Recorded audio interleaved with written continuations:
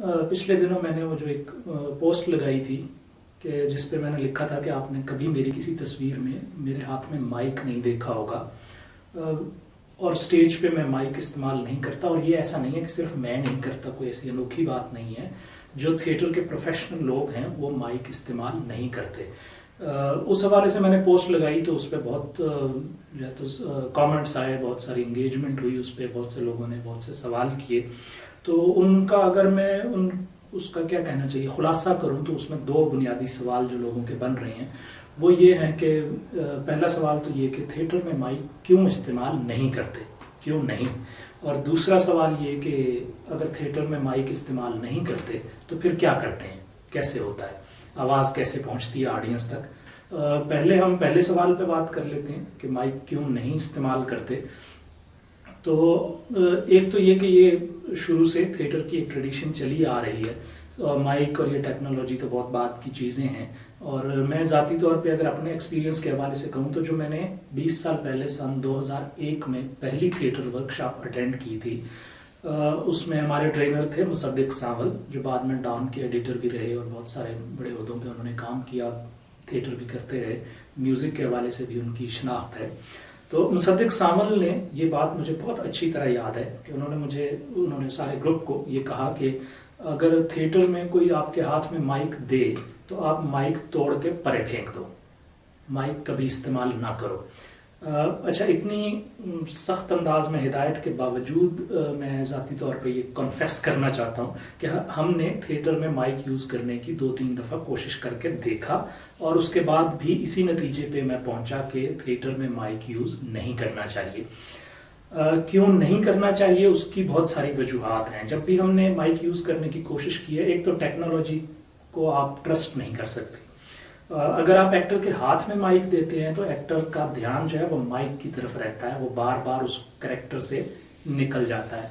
फिर बहुत सारी सूरत हाल बनती हैं स्टेज पे। मिसाल के तौर पे एक एक्टर, यानी आपके पास अगर 8-10 एक्टर्स हैं और कोई सीन है जिसमें 8 एक्टर्स ने आना है, अब आपके पास 8 माइक हैं कि नहीं है। हाथ वाला माइक तो बहुत ही डिस्टर्ब करता है, तो फिर लोग कहते हैं नहीं आप वो पॉकेट वाला माइक यूज़ कर लें, कॉलर माइक यूज़ कर लें। लेकिन वो भी अब आपके पास आमतौर पे 8-10-12 माइक नहीं होते हैं।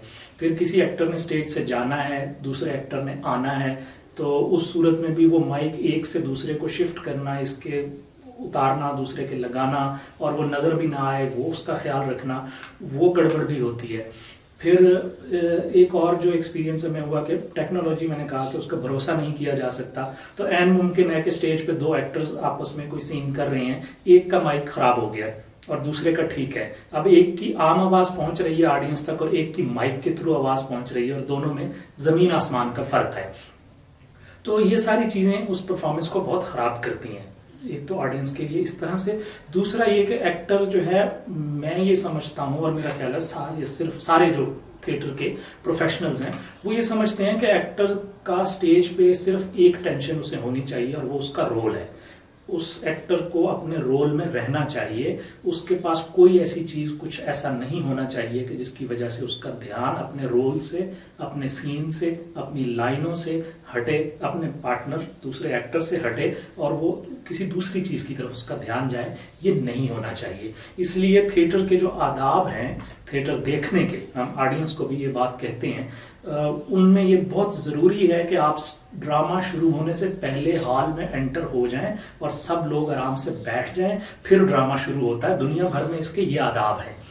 हमारे यहाँ इसका ख्याल नहीं रखा जाता। लोग लेट पहुंचना बड़ा फ़ख्र महसूस करते हैं, वो इस तरह के मसाइल हैं, सो लोग बीच में आते हैं। दूसरा ये कि थिएटर, जब भी आप किसी भी प्रोफेशनल थिएटर ग्रुप का अगर ओपनिंग पे आप मौजूद हों, ड्रामा शुरू होने से पहले तो एक अनाउंसमेंट होती है जिसमें वो आपसे बार बार ये रिक्वेस्ट करते हैं, बहुत ज़ोर दे के ये गुजारिश करते हैं कि मोबाइल फ़ोन अपने बंद करें, वो बीच में नहीं बजने चाहिए। इसी तरह एक और रिक्वेस्ट बहुत की जाती है कि फ्लैश फोटोग्राफी ना करें। उस वक्त जो है वो फ्लैश भी एक्टर को डिस्टर्ब करता है। सो पूरी कोशिश ये की जाती है कि एक्टर को किसी किस्म की कोई डिस्ट्रैक्शन नहीं आनी चाहिए। तो माइक इटसेल्फ बहुत बड़ी डिस्ट्रैक्शन होता है, जिसकी वजह से हम ये समझते हैं कि थिएटर एक्टर को माइक इस्तेमाल नहीं करना चाहिए। अब जो दूसरा सवाल आ जाता है उस पर बात कर लेते हैं कि अगर माइक यूज़ नहीं करना तो फिर क्या करना है। तो बल्कि मेरी पोस्ट थी भी इस हवाले से कि जब वो फातिमा जिन्ना यूनिवर्सिटी में महविश बहुत प्रोफेशनल, बड़ी अच्छी उनकी फैकल्टी मेंबर हैं जो मेरे साथ कोऑर्डिनेट कर रही थी। तो वो जब मैं पहले, अच्छा ये भी अब मेरा ख्याल है मेरे देखने वालों के लिए जो है एक अहम इंफॉर्मेशन होगी, खासतौर पर नए एक्टर्स के लिए, कि हम लोग जब भी कहीं हमने परफॉर्म करना होता है तो हम पहले जाके वो जगह देखते हैं कि वो जगह कैसी है, हॉल कितना बड़ा है, उसमें फैसिलिटीज क्या क्या हैं, हम वहाँ पे और हमारे थिएटर प्ले की या परफॉर्मेंस की रिक्वायरमेंट्स क्या हैं और वो वहाँ पे कैसे मीट होंगी। तो ये कभी नहीं करते हम प्रोफेशनल लोग हैं कि उस दिन जिस दिन परफॉर्मेंस है या जिस वक्त परफॉर्मेंस है उस वक्त जाएं। हम हमेशा, अगर वो करीब है कोई जगह तो 2-3 दिन पहले जाके देखते हैं, और अगर वो करीब नहीं है, किसी दूसरे शहर में जाना है, तो भी हम कई घंटे पहले वहां पहुंच के पहले सारी सूरत हाल देख लेते हैं कि क्या है, कैसा है, हमने कहाँ से एंट्रीज देनी है, हमारी चीजें कौन सी चीज कहाँ रखी जाएगी, इस तरह की सारी तफसील हम पहले तय कर लेते हैं, फिर उसके बाद रिलैक्स करते हैं। तो इसी नुक्ता नज़र से मैं फातिमा जिन्ना यूनिवर्सिटी भी गया, तो वो बार बार ये सवाल कि माइक आप माइक बिल्कुल यूज नहीं करेंगे, तो ये सवाल बार बार आ रहा था। और मैं चूंकि 1-to-1 गुफ्तगू थी तो मैं बहुत आराम से बैठ के बात कर रहा था। तो फिर महविश ने कहा कि आप इतना सॉफ्ट बोलते हैं, आप इतनी खासा बड़ा हाल है, कैसे आवाज पहुंचेगी? तो मैंने उन्हें कहा कि आप फिक्र ना करें, मेरी आवाज पहुंच जाएगी। तो बल्कि यही हुआ कि फिर जब परफॉर्मेंस शुरू करने से पहले मैंने थोड़ी सी गुफ्तगू करता हूँ अपनी परफॉर्मेंस के बारे में, वो सफ़ीर के मोनोलॉग और वो क्या मोनोलॉग्स हैं। तो वो बात शुरू करते हुए भी मैंने फिर एक दफ़ा महविश को, जो कि ऑडियंस में बैठी थी, मैंने इशारा करके पूछा कि हाँ मेरी आवाज़ पहुंच रही है? तो उन्होंने कहा बिल्कुल पहुंच रही है, और उनकी आंखें यूँ खुली हुई थी कि अच्छा वाकई। तो उस वक्त जाहिर है सारे ऑडियंस ने, सबने कहा कि हाँ बिल्कुल आवाज़ पहुंच रही है। तो उसके लिए मैं दोस्तों को, नए दोस्तों को ये बताना चाहता हूँ कि वॉइस थ्रो की बाकायदा एक्सरसाइजेज करवाई जाती हैं दुनिया भर में। मसलन मैंने जब अमेरिकन डायरेक्टर्स के साथ काम किया तो हमारे साथ जो एक खातून ने कुछ अरसा काम किया, कुछ दिन एक्सरसाइजेज हमें करवाई, उनका नाम कैथलीन मलिगन है। वो इथका कॉलेज न्यूयॉर्क में थिएटर पढ़ाती हैं। अच्छा, वहाँ थिएटर बहुत एक बड़ी फील्ड है, और कैथलीन मलिगन, ये मेरे पाकिस्तानी दोस्तों के लिए, नए एक्टर्स के लिए एक इंटरेस्टिंग इन्फॉर्मेशन होगी कि कैथलीन मलिगन ओवरऑल थिएटर नहीं पढ़ाती। उनका शोबा सिर्फ एक महदूद शोबा है, और वो है वॉइस। वो एक्टर्स की वॉइस पे काम करती हैं, इसके अलावा वो कोई और चीज़ वहाँ पे कॉलेज में नहीं पढ़ाती हैं। बाकी शोबों के अपने अपने अलग अलग उस्ताद हैं।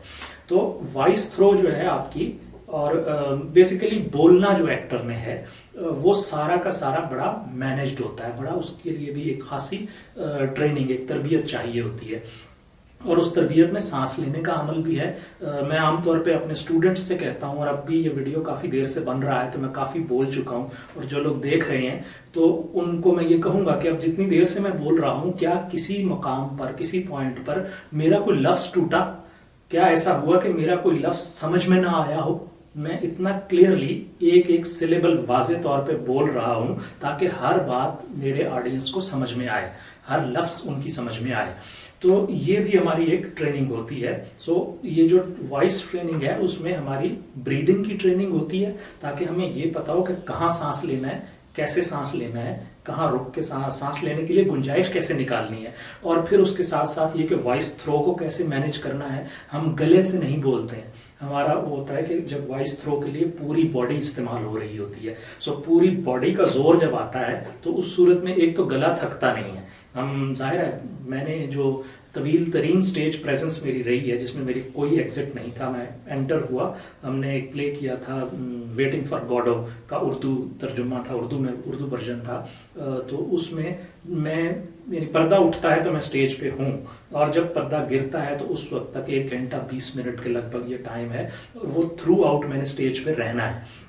और उसमें मेरे बहुत डायलॉग हैं, जाहिर है 1 घंटा 20 मिनट है, तो अगर 1 घंटा 20 मिनट में बहुत लाउड उसमें बोलता रहूंगा तो एक्चुअली गला 8-10 मिनट भी नहीं निकालता, जब तक आपकी ये ट्रेनिंग ना हो कि आप अपनी पूरी बॉडी को वॉइस थ्रो के लिए इस्तेमाल कर रहे हो।